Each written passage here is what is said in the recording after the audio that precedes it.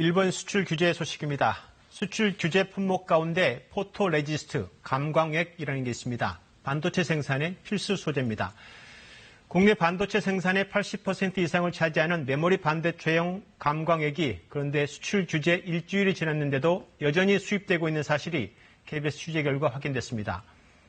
일단 주력 상품인 메모리 반도체 생산 차질은 줄어들 것으로 보입니다. 이게 어떤 의미인지 박대기 기자가 보도하겠습니다.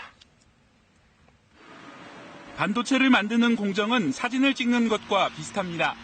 실리콘 판 위에 포토레지스트, 감광액을 뿌리면 인화지가 됩니다. 여기에 빛을 조이면 사진이 찍히는 것처럼 회로가 새겨집니다.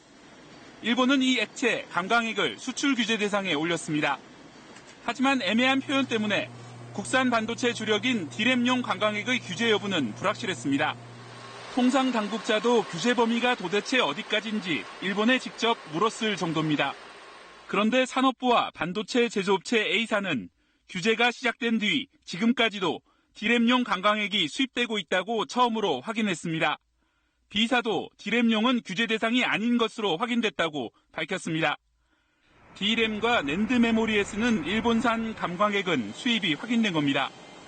결국 80%를 차지하는 메모리 반도체용 감광액은 문제가 없고 규제되는 건 비메모리 반도체 중에도 첨단 공정에 들어가는 소재로 한정됩니다. 이로써 당장 메모리 생산 라인이 멈춰설 가능성은 낮아졌습니다.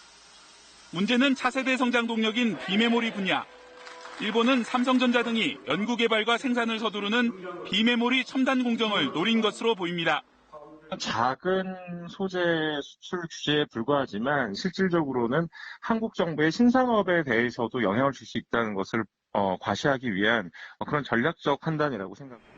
또 다른 반도체 필수 요소인 불화수소는 여전히 규제에 따른 우려는 크지만 일본과의 기술 격차가 비교적 작아 업계는 국산 대체 가능성도 있다고 보고 있습니다. KBS 뉴스 박대기입니다.